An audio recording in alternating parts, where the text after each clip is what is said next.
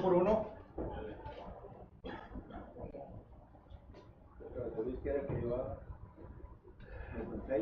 Lo que Jesús nos enseña, hermano, o sea, ese es el tema, ¿verdad? Ok, y muchas veces dice, bueno, pues ¿dónde dice que Jesús nos enseña? Pues toda la Biblia está inspirada por Dios, así que Él nos enseña. Primeramente, en Primera de Juan, capítulo 1, versículo 1, lo dice, lo que fue, dice, desde el principio, cuando estábamos hablando la semana pasada. Entonces Juan estaba hablando no nomás de un ser que venía, sino que es lo que nos iba a traer, la palabra de redención. Así que ahí está, hermanos, después de eso, el Espíritu Santo, o Cristo, enseña a los profetas, enseña a los patriarcas, profetas, y la enseñanza de la salvación se vino llegando hasta que vino el cumplimiento de los tiempos. Ahora nosotros estamos enseñando. Así que el principio de la enseñanza fue por Cristo Jesús, hermanos. Así que eso es lo que nos enseña el Señor. ¿Okay? También teníamos... ¿Dónde nos habíamos quedado? Recordemos que siempre vamos un poco hacia atrás para poder agregar más explicación sobre este tema, hermanos. Recordemos ahí en Primera de Juan, capítulo 2 y versículo 20. Ya lo habíamos hablado. Dice, pero vosotros tenéis la unción del Santo y conocéis todas las cosas. Dimos una explicación acerca de la unción, y es lo que ahora yo voy a preguntar, hermanos, porque se repitió varias veces este versículo.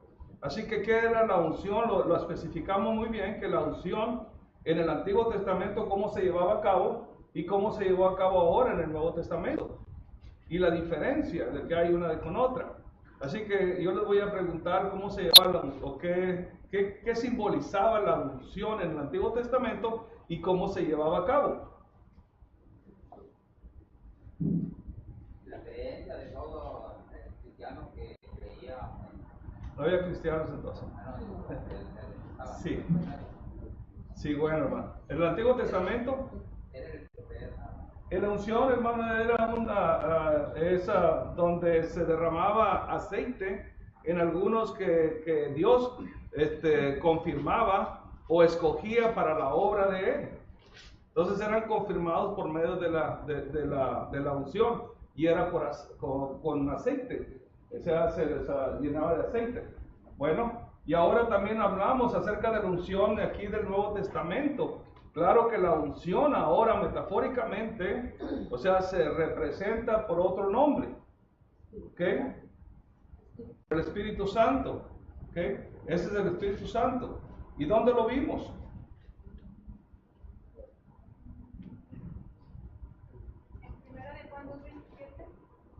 Bueno, ahí está lo que verifica, pero también hablamos acá en Primera de Juan, el capítulo 2, versículo 20, y luego nos fuimos al 27. Recordemos, ¿qué dice ahí en 20? Como vosotros tenéis la unción del Santo y conocéis todas las cosas. En algunas respuestas que hubo acerca del Santo, todo dijeron que Cristo Jesús, hermano, pero aquí representa el Espíritu Santo de acuerdo al idioma griega. Y luego el 27 nos verifica exactamente lo que nos está hablando el versículo 20, acerca del Espíritu Santo. 27, pero la unción que vosotros recibisteis de Él permanece en vosotros, y no tenéis necesidad que nadie os enseñe, así como la unción misma os enseña todas las cosas, y es verdadera y no es mentira, según ella os ha enseñado permanecer en Él. O sea, permanecer en la palabra, ¿no? ¿Ok? Eso que ahora sí nos damos cuenta, porque a la otra la voy a preguntar otra vez. Así que la unción del Antiguo Testamento se llevaba a cabo ¿cómo? Con aceite. ¿Y dónde se derramaba el aceite en la persona? ¿Ok? ¿Y qué simbolizaba esta unción? ¿Mande? No lo oigo, hermano. Bueno, apartados para el servicio de Dios. Y ahora nosotros por medio del Espíritu Santo hemos sido ungidos, metafóricamente hablando, ¿ok? Porque nosotros también somos separados para la obra del Señor. ¿Ok? Ahí lo vimos Unción no quiere decir consagración, hermano. Estamos consagrados a la palabra de Dios. Bueno, unción es lo que se lleva, es lo que es el acto de derramar el aceite en la persona. Pero ¿qué es lo que derramó Dios en nosotros? Que es el Espíritu Santo después del bautismo. ¿Lo bautizamos? Es el conocimiento de la palabra, va de la mano, hermano. El conocimiento de la palabra, de la cual hemos obedecido. Y por medio del conocimiento de la palabra somos llevados a las aguas del bautismo. ¿Y quién es la palabra? ¿Quién tiene la palabra? ¿Qué nos dice el 1 Pedro capítulo 1, versículo 21? ¿Quién nos dio la palabra? ¿Y los hombres fueron inspirados por quién? Ok. Así que los santos hombres fueron inspirados por el Espíritu Santo, hermano. Así que esa es la unción de nosotros. Claro que es la que nos trae la palabra, es lo que nos trae la enseñanza. Por eso dice ahí, dice, ¿para qué? Para que nadie os enseñe. ¿Qué nos enseña, hermano? La palabra. ¿Sí está? Sí, claro, hermano, van juntos. Van juntos, pero van. Estamos hablando de la unción. ¿Qué es lo que la unción hace en nosotros? ¿Qué es lo que el mensaje que nos trae la unción? ¿Sí, hermano? ¿Está bien? Ok, ahí está. Así que tenemos un ejemplo en 2 Corintios capítulo 1, versículo 21 a 22.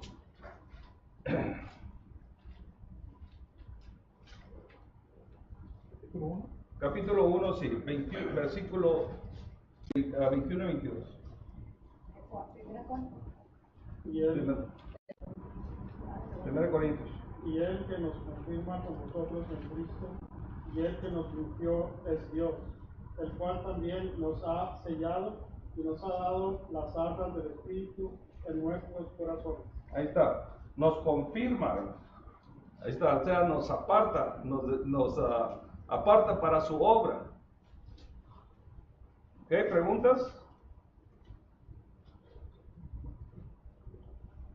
Cuando hablamos, hermanos, de apartarnos para la obra, hermanos, ¿qué es exactamente lo que uno va a hacer en la obra del Señor?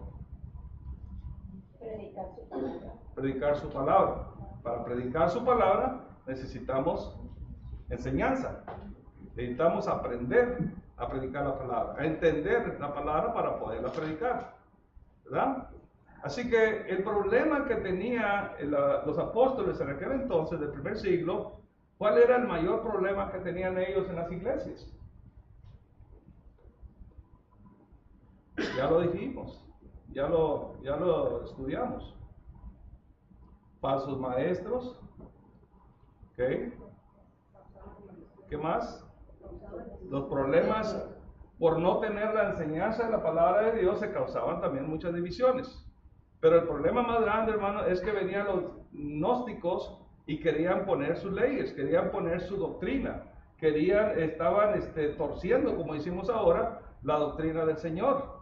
Así que los apóstoles lo que se dedicaban cuando les mandaban las cartas era para instruir a las iglesias que se prepararan, que siempre estuvieran preparados para aquellos falsos maestros que iban a venir o que ya estaban con ellos.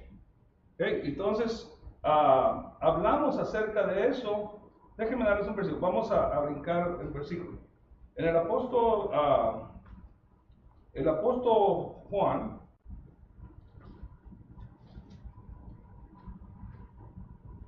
sí, en el apóstol Juan, ya sabemos que aquí en primera de Juan, capítulo 2, y versículo 19 dice, salieron de nosotros, pero no eran de nosotros, porque si hubieran salido de nosotros, habrían permanecido con nosotros, pero salieron para que se manifestase que no todos son de nosotros. Así que, hermanos, esos son los problemas de la iglesia. Y luego todavía venían los judíos y querían implantar lo que ellos sabían, que ellos pensaban que era. ¿Okay? Así que Juan estaba escribiendo estas cartas para las iglesias de Asia Menor. ¿Okay? En Asia Menor se encuentra la iglesia que se llama Éfeso. De ahí él escribió las cartas desde el Evangelio, primera, segunda y tercera de Juan, escribió desde Éfeso, para aquellas iglesias que estaban alrededor. Pero antes de eso, 25, 30 años aproximadamente, antes de eso, ya se había pronosticado que iba a suceder estas cosas. Que iba a suceder que entre nosotros, dice, se levantarán, dice, hombres como lobos rapaces, de entre nosotros. Y vendrán muchos de afuera también. Así que para comprobar eso, hermano, tenemos que ir allá a lo que nos explica Juan en Hechos capítulo 20.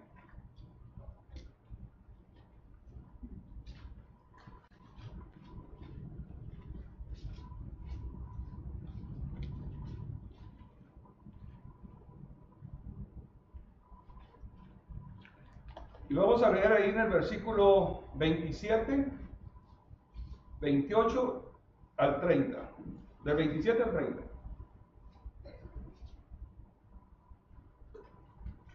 Porque no he reunido anunciados todo el consejo de Dios. Por tanto, mirad por vosotros y por todo el rebaño en que el Espíritu Santo os ha puesto por obispos para apacentar la iglesia del Señor, la cual él ganó por su propia sangre. Porque yo sé que después de mi partida entrarán en medio de vosotros lobos rapaces que no perdonarán al rebaño. Okay. Y de vosotros mismos se levantarán hombres que hablen cosas perversas para arrastrar tras sí a los discípulos. Así que recuerde que hablábamos de que había dos problemas, que siempre ha habido dos problemas en las iglesias. O sea, el problema que viene de afuera, hermanos, y el problema que surge de adentro. El apóstol Pablo ya había tenido la experiencia en Éfeso, cuando él predicó ahí por primera vez, cuando se alborotó la gente porque él les estaba hablando del evangelio, pero había ahí algo muy fuerte, una diosa llamada Diana, que eran los que adoraban ellos y casi todo, dice todo Asia y casi todo el mundo, según explica la Biblia. ¿Okay? Ellos se alborotan y hacen un escándalo para tratar de linchar a Pablo por estar predicando la palabra. Entonces, ese es el problema de afuera, hermano. Muchas veces por eso existen denominaciones que no se acercan a la verdad porque ellos quieren lo de ellos. Ellos están a gusto como están. Esos son los problemas de afuera. Y luego van y visitan las casas y tratan de llevarse los discípulos del Señor, convenciéndolos que su doctrina es lo mejor. Así estaban estos hombres en Éfeso, decían que la doctrina de la diosa Diana era lo mejor. Y era lo que existía todo alrededor ahí. Así que ya había problemas exteriores en la iglesia. ¿Y cuáles fueron los problemas interiores? ¿Qué nos dice? Que dice, de entre nosotros se levantarán. Así que Pablo ya estaba dando un aviso mucho antes, 20, 25 años posiblemente, aproximadamente digo, para cuando Juan escribe la primera carta de Juan. O sea, ya existía este problema. Pero estamos hablando del primer siglo. Ahora vamos a hablar de ahorita. ¿Estará este problema todavía? Sí. Ok, entonces, ¿qué tenemos que hacer? ¿Qué es lo que vamos a hacer como discípulos? Estar alerta. No, podemos estar alertas, pero con las manos vacías, como decimos, con su palabra, con su palabra. Hermano Montoya, Hebreos 4:12. Allá el otro día me la dijo.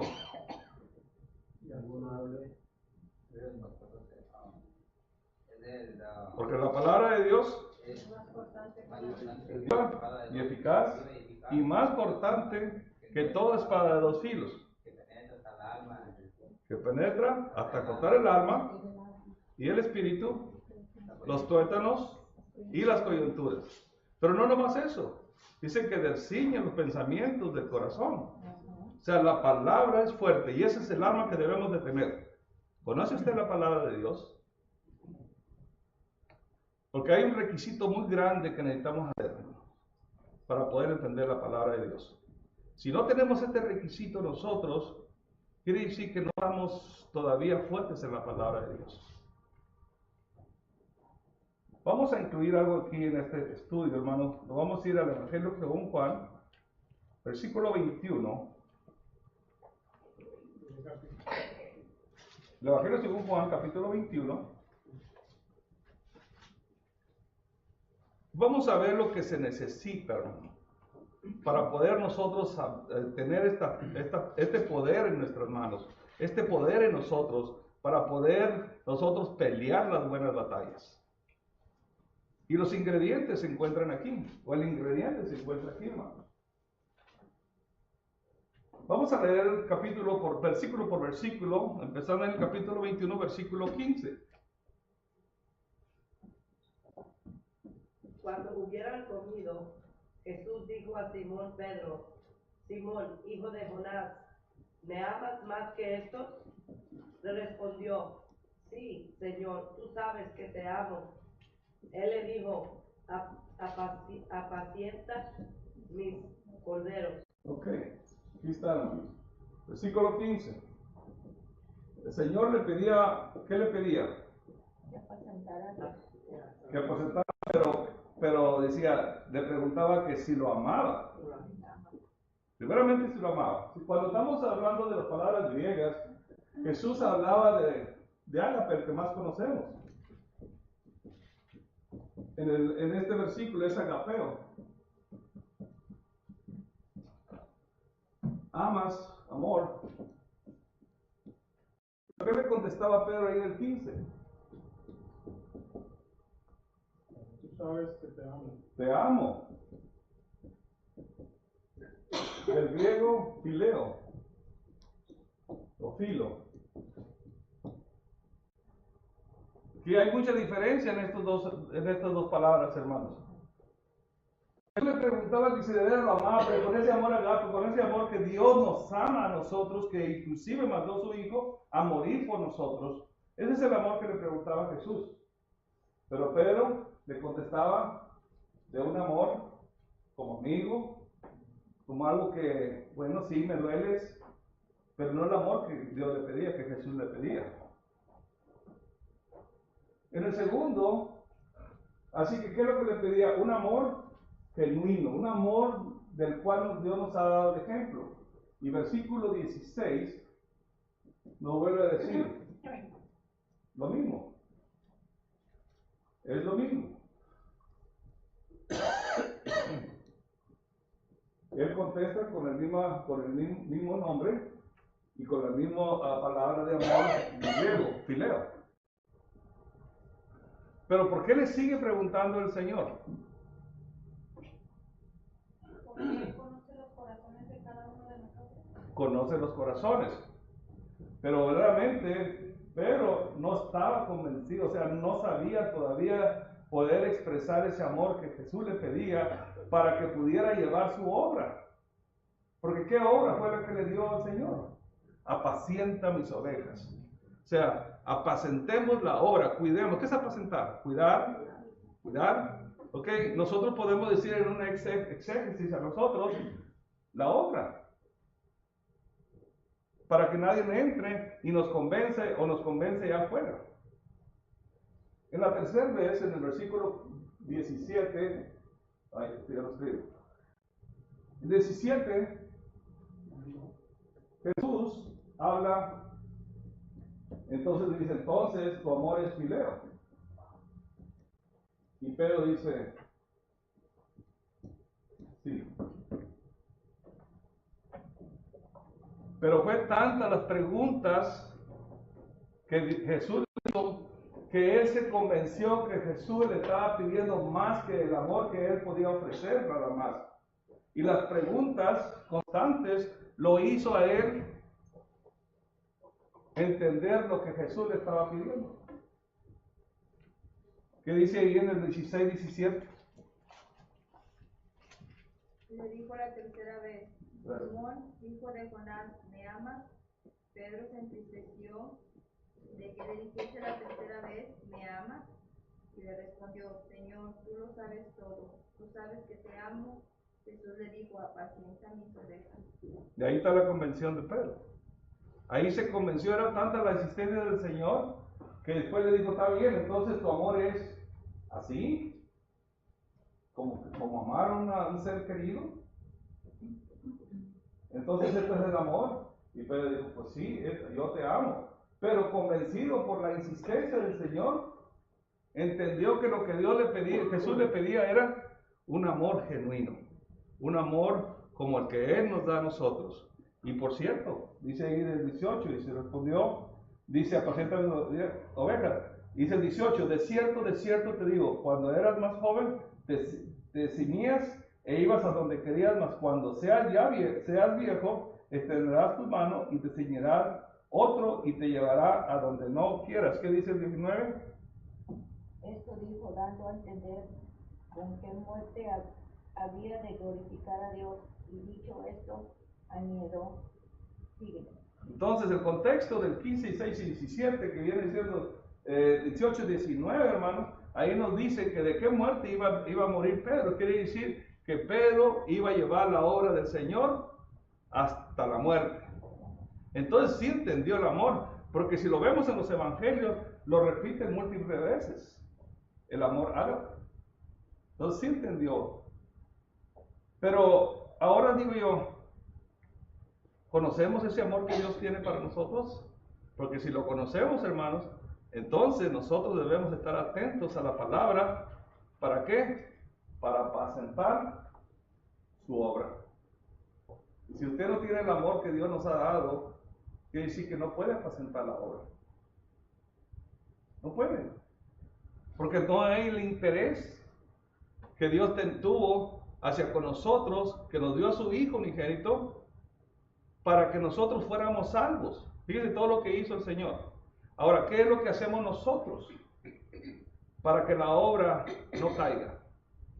¿Qué es lo que hizo Pedro? ¿Qué es lo que hizo Juan el apóstol? ¿Qué hizo el apóstol Pablo? ¿Qué hicieron los apóstoles? Amaron la obra del Señor con un amor ágape, un amor genuino. El amor que Dios tiene hacia nosotros, ellos lo captaron y lo llevaron a cabo porque las evidencias se encuentran en la Escritura. Quiere decir, hermanos, que si Pablo, Juan, Pedro, todos ellos fueron cristianos, nacieron con la iglesia de Cristo en el primer siglo, nosotros nacimos en la iglesia de Cristo, ¿estamos igual que los apóstoles? Hermano. Ahí en la primera de Pedro, capítulo 5:1. Sí, hermano. Dice, ruego a los ancianos que están entre vosotros, y yo anciano también, con ellos, y testigo de los padecimientos de Cristo, que soy también participante de la gloria que será revelada. De apacentar la ley de Dios que está entre vosotros, cuidando de ella, no por fuerza, sino voluntariamente. Ok, hermano, ahí está. Así que para que nosotros podamos defender esta obra, hermano, necesitamos primeramente amar a Dios. Pero no como amamos a nuestros hijos, hermano, como amamos a nuestra pareja. Dios quiere que el amor que nosotros es que ni la vida ni la muerte nos impida servirle al Señor. Ese es el amor. Así que entonces, a través de los años, hermano, vamos a seguir pasando los mismos problemas que pasaron la iglesia del primer siglo. Vendrán los rapaces, de entre nosotros se levantarán, de entre nosotros salieron, pero no son de nosotros porque no se quedaron. Y de entre nosotros, ¿por qué? Porque no tenemos la palabra de Dios fija en nuestro corazón. Porque no amamos la obra. Por eso siguen pasando estas cosas, hermano. Nos convencen muy fácil. Así que el apóstol Juan nos lo advierte, también el apóstol Pablo, 25 o 30 años antes también lo confirma. ¿Okay? Así que sabemos que nos afrenta el Satanás, por donde quieran, nos anda espiando, hermano. Satanás por donde quiera está cuidando que la obra de Dios caiga. Y para poder pelear con Satanás necesitamos la arma más poderosa, que es la palabra del Señor. Y si nosotros seguimos vacilando en aprender la palabra del Señor, entonces usted anda desarmado. ¿Con qué va a pelear? ¿Con qué vamos a pelear? Así que vamos a esmerarnos un poquito más. Así que en Hechos capítulo, ahí mismo, 20, el 30 dice a 31, decía algo. ¿Qué decía ahí? Y de vosotros mismos se levantarán hombres que hablen cosas perversas para arrastrarte hacia los discípulos. 31. Por tanto, velad, acordándoos que por 3 años, de noche y de día, no he cesado de amonestar con lágrimas a cada uno. ¿Qué? Fíjense, hermanos. Cuando nosotros metemos la gramática en esta palabra de velar, nos dice, y les estaba diciendo en aquel entonces a la iglesia, la palabra se encuentra en tiempo presente. Quiere decir, en un tiempo presente continuo. ¿Cuándo dejamos de velar? Nunca. ¿Ok? Entonces, habla de voz pasiva. La voz pasiva quiere decir que el verbo que es velar, tenemos que aplicarnos nosotros y hacerlo. Y hacerlo. ¿Ok? Y también, hermanos, esa es la voz activa.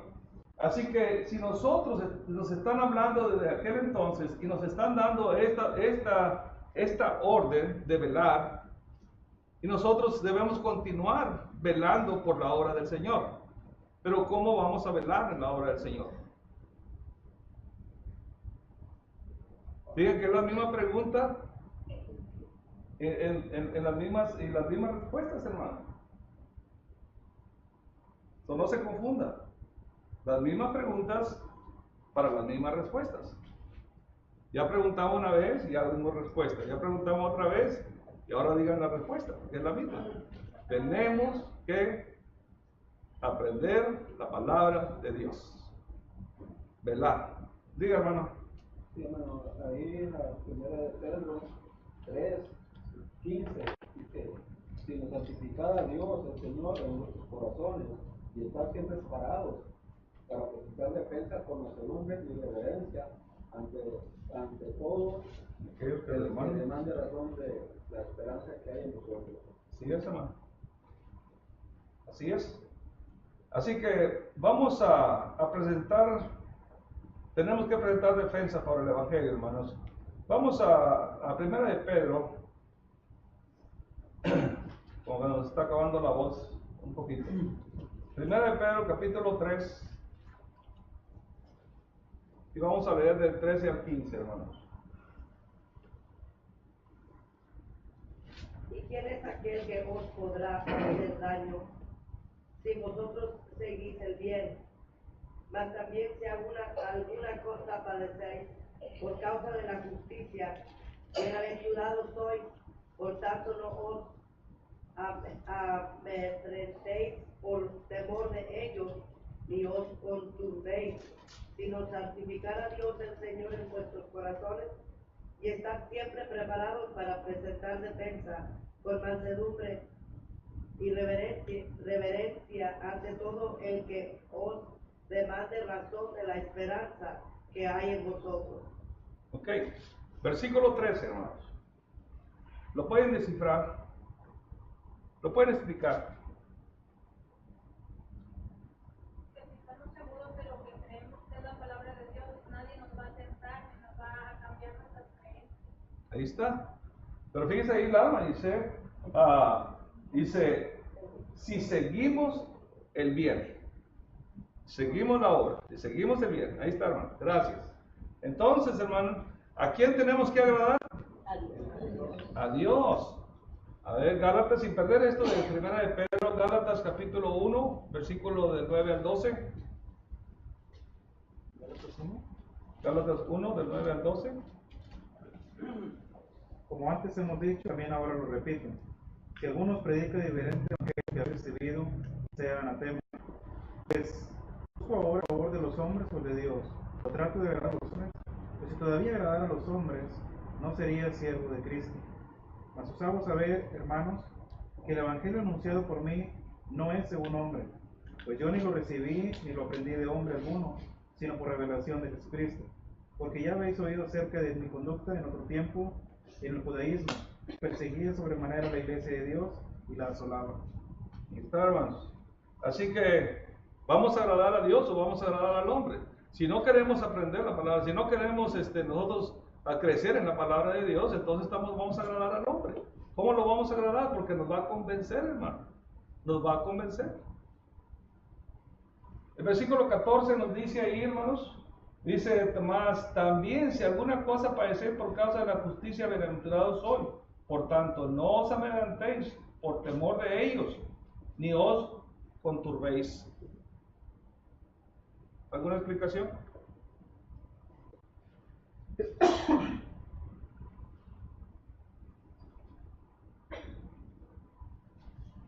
¿Alguien que explique el 14? Dice así, no, pues así hasta yo me paro a predicar. Acuérdense que esta clase, hermana, que hemos estado dando es para aprender si de veras entendemos lo que leemos en la Escritura. Desde el principio lo hemos estado repitiendo. Vamos a leer y vamos a explicar. Pero ¿qué es lo que usted entiende? Porque si usted lee y no entiende, entonces tenemos que concentrarnos un poquito más en las clases, hermanos. Tenemos que concentrarnos más en la clase. Si lee y no entiende, entonces tenemos que nosotros buscar la manera de que ustedes puedan aprender de la manera que ustedes necesiten que aprender. Esa es la obligación de nosotros. Ese es cuidar la obra del Señor. Si la obra está débil en fe, débil en la palabra, entonces aquellos que trabajamos para la obra necesitamos saber cómo vamos a enseñar para que todos aprendan. Así que esta clase siempre ha sido para que nosotros entendamos lo que estamos leyendo. Y luego les vamos a dar su explicación, como lo dio la hermana ahorita. Así que el 14. Será un poco como que no nos demos por vencidos con las cosas que nos rodean. Porque ya sabemos que tenemos la justicia de Dios y tenemos... está Dios con nosotros, dice, bienaventurados sois. Por tanto, debemos de tener temor, ¿verdad? No debemos de tener flaquezas. Así es. Si estamos fielmente creyendo en que Dios está con nosotros. Exacto. Él siempre está con nosotros, nos lo prometió. Así que dice, no os adelantéis por temor de ellos. O sea, no nos pongamos tristes, hermanos, porque tenemos un Dios todopoderoso. Si Él venció a Satanás, entonces quiere decir que nosotros tenemos al ser más poderoso que existe. Y el temor, pues será pecado, hermanos, porque dice que Dios no nos dio un espíritu de cobardía, sino del poder, hermano, del poder. Todo aquel que tiene temor, que tiene temor a aquellos que nos amedrantan, hermano, entonces quiere decir no estamos fuertes en la palabra. Y nos vuelve a repetir la Biblia. Preparemos para que no tengamos miedo de aquellos que nos acechan. Preparémonos.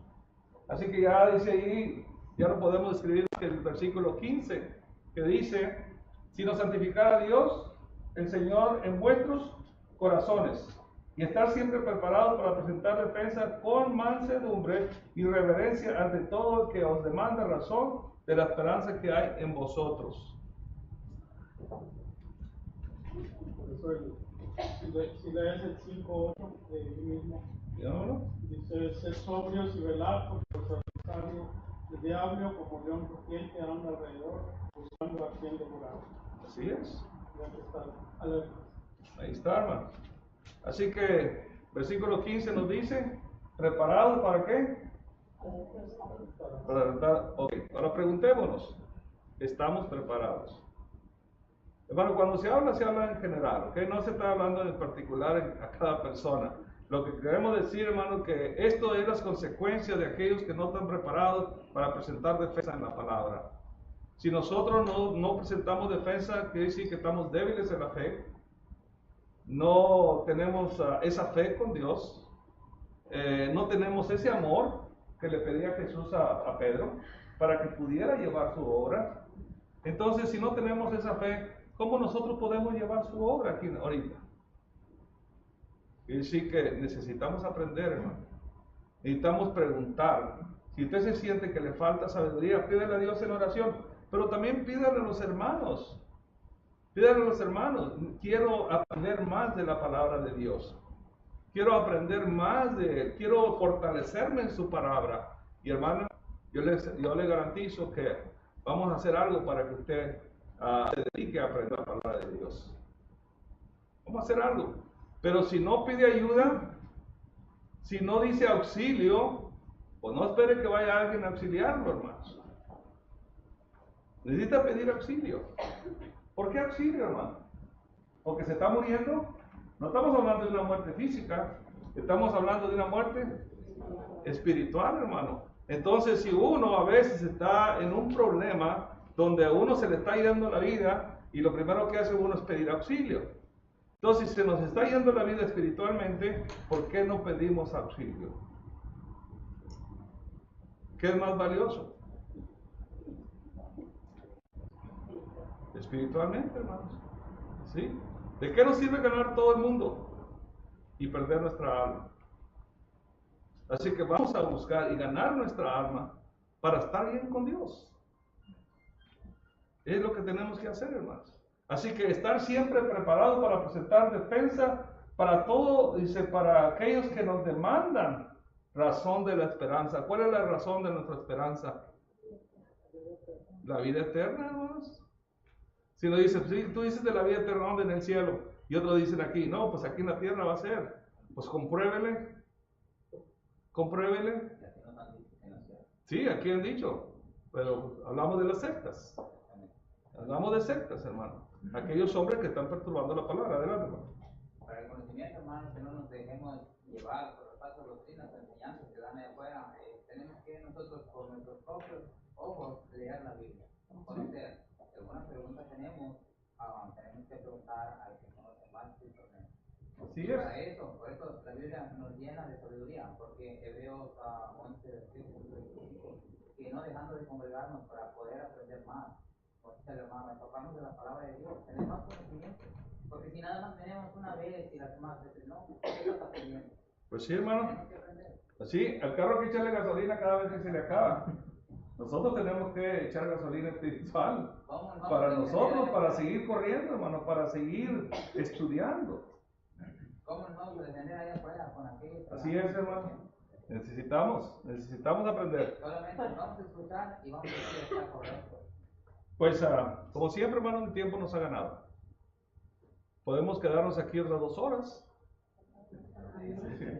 Otras 2 horas, si ustedes gustan. Hay mucho que estudiar. Hermano, hay mucho que estudiar. Hay mucho que hacer. Hay mucho que trabajar en la obra del Señor. Si necesitan ayuda para estudios bíblicos, pídanlo, hermanos, y ya nos buscaremos la manera de acomodarnos para poderlos llevar a cabo. Pero si usted no pide eso, entonces, ¿cómo vamos a saber qué necesidad tiene usted? Lo estoy viendo cuando nosotros preguntamos. Recordemos que estos estudios han sido para poder nosotros ejercitar nuestra mente de aquello que leemos en la Biblia y saber si lo estamos entendiendo o no. Y verdaderamente los resultados de aquellos que contestan son pocos, hermano, son pocos. Entonces quiere decir que sí hay mucha deficiencia de falta de sabiduría. Necesitamos nosotros saber si de veras amamos la obra del Señor. Si de veras la amamos, hermano, pida ayuda. Y Dios se la va a dar también. Y en la tierra aquí hay quien también le ayude a encontrarla. Así que pídele a Dios en oración y Dios nos da lo que pidamos. ¿Algunas preguntas, hermano, o comentarios?